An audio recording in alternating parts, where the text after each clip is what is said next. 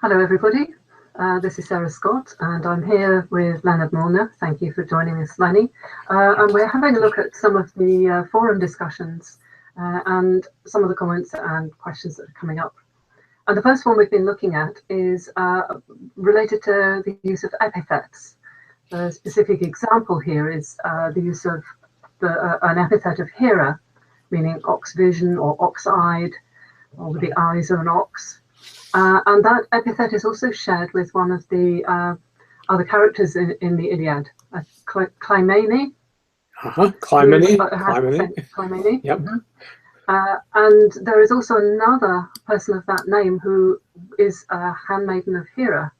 So is there a connection when we see it, the same epithet used between a god or a goddess and a mortal? Is there a connection between these different characters? Does the epithet kind of associate with the deity? Does it associate with the name? What's going on? Okay, so there are several layers on which you can answer this question, and but I think there are Milman Parry, who was the person who did the most interesting research in the 1920s on the way epithets work, and made some fantastic progress with understanding the whole epic by studying them. Showed that you have some basic types of epithets. There are epithets that are generic in the Homeric poems, words like that are translated radiant, or sometimes that word is translated godlike and it probably means radiant, okay? And all kinds of people can get an epithet like that. And then there are those that are what he called particularized, that are stuck on to certain characters in the epic, whether they're gods or goddesses or heroes or other people. It doesn't matter. So the epithets have an important function in the poem, and I think one of the understanding them and the way they function on multiple levels is important. Understanding what's going on and the meaning of them is also very helpful. I think that maybe the best thing that I can say is that if you, for epithets like this one, ox-eyed, there's a wonderful French scholar who died unfortunately very young, Nicole Leroux, who said that Homeric epithets are micro-récits, mini narratives. Okay, so they're like very compressed. There's a whole kind of little world hidden in them if you can unpack them. Okay, so I think you can see in what Greg has done. He's even built more about this narrative in the way he interpreted what I wrote about epithets like ox-eyed. There's another one that I was particularly thinking about, which is the word that's translated wine-dark in the wine-dark sea, which actually means wine-eyed or wine vision. Okay, but in any case, I think one of the things about that particular situation where you have a goddess who the epic word for the goddesses in question is kura trophos. Kura is an adolescent, and trophos, this comes from the root that means to make someone ripe or mature. So these are goddesses who are instrumental in the growing up, in the ripening of adolescence. Okay, so the epithet applies to the goddess because I think you should listen to what Professor Naj says about how to understand this translation ox vision, because it's about visions of oxen that you get that are associated with the initiating process, and I think it's very important. But I think there's one sort of metaphorical situation where I think you can grasp what might be going on in this particular case, and that is it's the English word pupil, okay, which is actually the semantics of the word pupil are the same as the semantics of the word adolescent in Greek. So a pupil is a a thing that you see. It's a part of your I, okay, but it also means a person whom you are educating, right? Depending on what your point of view is, or who is being educated. So it has to do with the visual relationship and the images that are exchanged between a teacher and a pupil, if you want, okay? And I think this has something significant to do with the fact that these words can apply both to a person being initiated as well as the person who is presiding over the initiation. Let's put it that way, okay? That there's a reciprocal relationship going on here. And so the goddess generates the visions. The visions are part of what she is about, but the visions also are something that are held by the initiant, okay? So the person being initiated. So in this case, that you have it attested for a person who is not a goddess, but who could be theoretically a person of the age to be an initiate, makes sense, okay? But it's also true that you know, when you study epithets that are not widespread, like this one, okay, you should be able to account for in various ways their distribution, and sometimes we can do that, and sometimes we can't, okay. But I think it is true that there are overlaps, okay, and that not every particularized epithet is stuck with a particular individual. But I think this is a special case, all right, in terms of what are the semantics behind it, and in a sense, the fact that you do have this crossover between the goddess and a mortal female, okay, in this case, is very, you know, is very interesting and helpful in thinking about the hypothesis that it has to do with exactly this locus of initiation. Am I making a contribution that's meaningful or understandable, Sarah? Is this helpful? Yeah, certainly is to me. And okay. I think then, as we look at epithets, as we're doing more reading and we come across epithets, it's worth perhaps bearing in mind, is this one that seems to be applied to a lot of people? Is it something that's applied in particular situations? And would the context even also be significant? Right. When somebody gets an epithet applied to them. Right. So that's key. I mean, you know, the poetry is much more sensitive to context for these sorts of epithets than you might at first think, and so there's a lot. You know, just to give you one little example, okay? There's this Hector has an epithet that has a plume on his helmet that waves, okay? There are various poetic ways of translating this, okay? And after a while, you hear it over and over again. You just think of it as part of his name, okay? But there's this amazing scene, and maybe many of your participants have already read it, where Hector and his wife meet before he's about to go out into the field of battle for his on his last day as of life, and she's got their baby with him. And before he picks up the baby cries out. So he takes off his helmet and puts it down. Okay, so there suddenly you have this visualization in the narrative itself of the helmet with a plume that could scare the baby, right? And so these things they're not just names, okay? There are moments in the text where you become, and you should become, sensitized to what they say. So there's a lot going on here, and we don't have all the answers by any means, but sometimes we can see these background things and sometimes we can't, okay? But it's worth looking at the context as carefully as you can, and also looking at other examples. And I think people are beginning to do this on the forums in a very interesting and helpful way. Yeah. And that brings us perhaps to one of our other discussions, where people have been picking up on things that are being said in the text.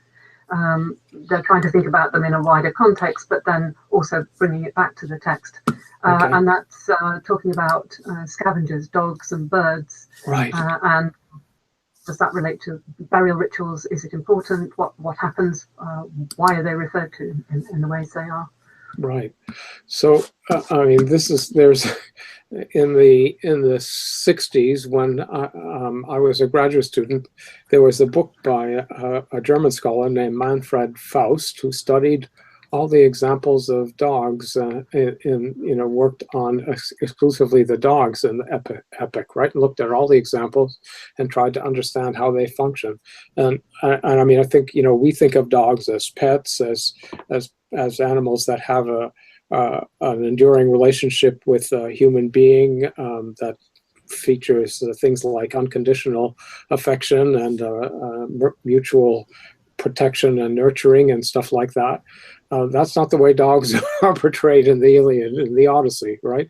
There is one dog that has a special relationship to his master. I don't want to spoil it for you if you haven't read it before, but that doesn't exclude that sorts of things, because I think even biologists can tell us that dogs and human beings go back a very long way as in their symbiotic relationships. But in the Iliad, at least, most of the time they're portrayed in a negative light as creatures who threaten the proper ritual purity of dead bodies. Okay, and you've seen this right from the beginning of the Iliad in the prologue, where the poet says that the anger of Achilles made the bodies of many men a prey for dogs and birds, right?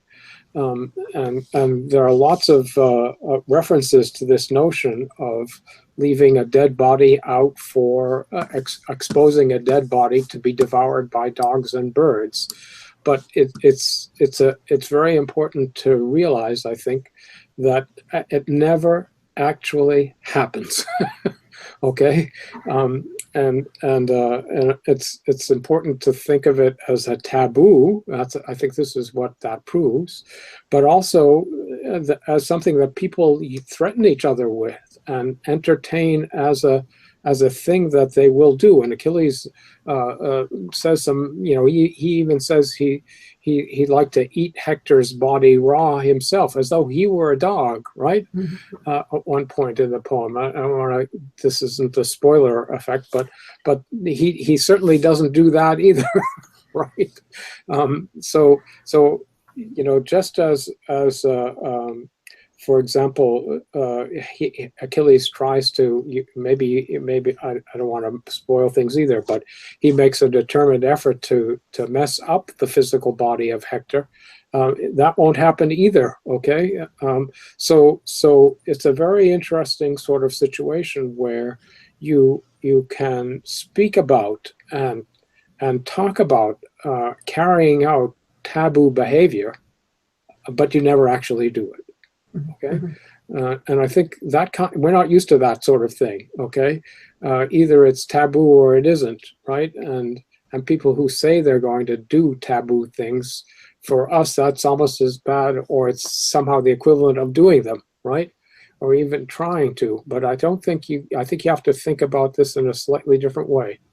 I don't know if those are some thoughts that I have, but there certainly is there's a book by a man named Charles Siegel called The Theme of the Mutilation of the Corpse in the Iliad, okay? And he studies all these examples, and he can show you how you get to a crescendo with this, with people saying they're going to do this in the poem and what it actually is about. But in all of it, I think it's very important to remember that it's a thing that people say and that they don't actually do. Okay? Yeah. I was just thinking while you mentioned about how the dogs are seen as maybe as scavengers rather than as friends, and I think going back to epithets, or perhaps it's not an epithet, doesn't Achilles refer to Agamemnon as you with the looks of a dog. Yes, has the look of a dog, right? Yeah. And he has the eyes of a deer and the look of a dog, right? You know, there aren't enough examples of that. There's also Helen refers to herself as having the look of a dog. Okay, that's sometimes that's just translated, and this is the kind of problem that we always have, as she's calling herself a bitch. I don't think that's it. Okay. But it has to do with these sorts of themes. Okay, I think that's true. But you know, the dog's eyes are something very important. Do you know about this biological research about dogs and the way they look at human beings? That apparently people have done this. They've attached these very sensitive cameras to the eyes of dogs, and there are a couple of fun things. One is that dogs focus on the left eye of human beings. Okay, and this is something that they've learned to do over millennia of combined evolution. And it turns out that the left eye is much more expressive of feelings than the right eye in human beings. So that's why they do that. Okay, but that's about looking at human beings' eyes. But dogs, but there's also this sort of business about when you look a dog in the eye, I think that they back off. Okay, there's this alpha male kind of stuff going on that you see in wolves and in the relationship between dogs and human beings. So it's cowering when you look at them in the eye. So I don't know exactly what the reference is, and it's dangerous to make assumptions in the absence of information. But this is the kind of problem that we have sometimes with epithets when we don't have enough examples. We try to figure out what works in the context that we have, what sorts of things seem reasonable, and looking at the evidence and trying to come up with something that fits the context in the best way is all we've got, right? Yeah. But the best reference is to look at the text itself and to look at other contexts. As a general rule of thumb, try that first. Yes. Instead of falling upon what's most familiar to you yourself, or what you see in another tradition that you know, which can be helpful, but it's not necessarily the same, right? So keeping your mind open is a good idea. Yeah.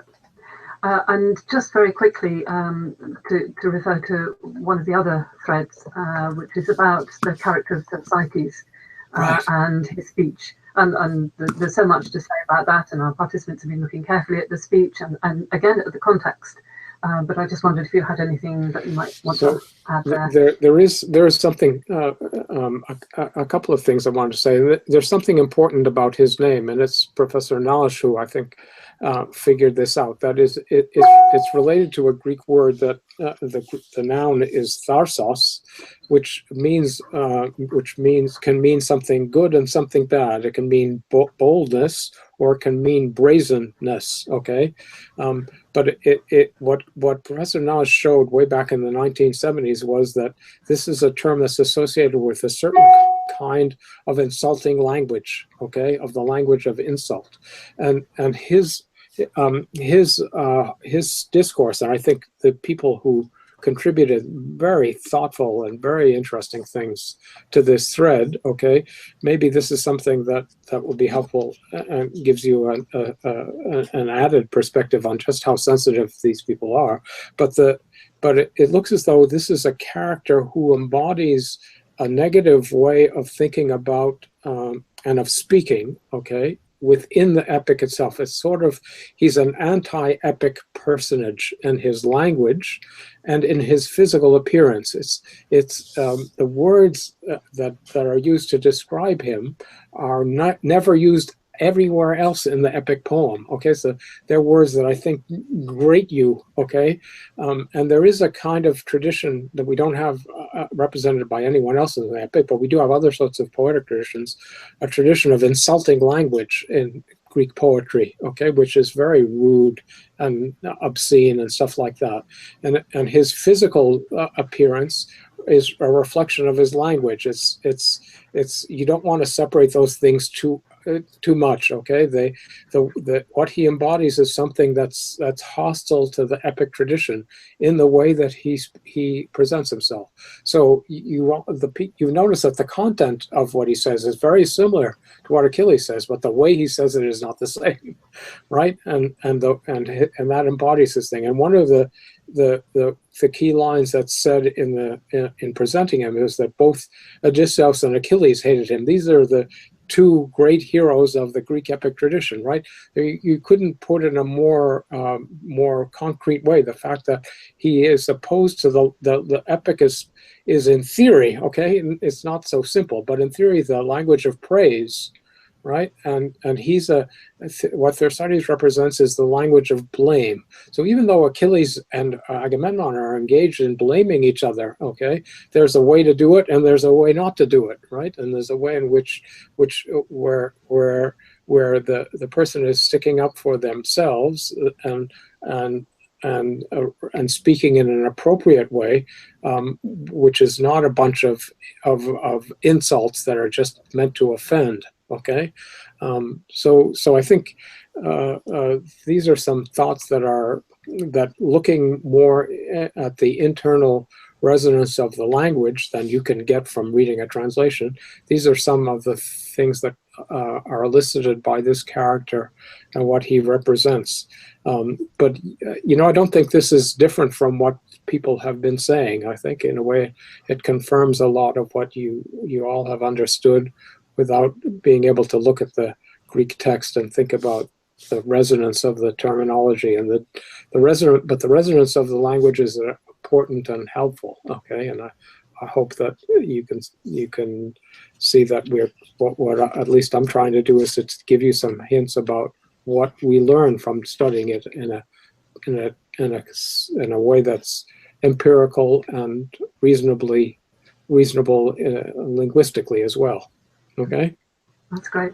Thanks so much for that, Lenny. That's very helpful, and I hope it will inspire our participants to carry on digging into the text and sharing ideas in that way. Because it's inspiring to read what they're doing, and so I just hope they continue and keep moving forward.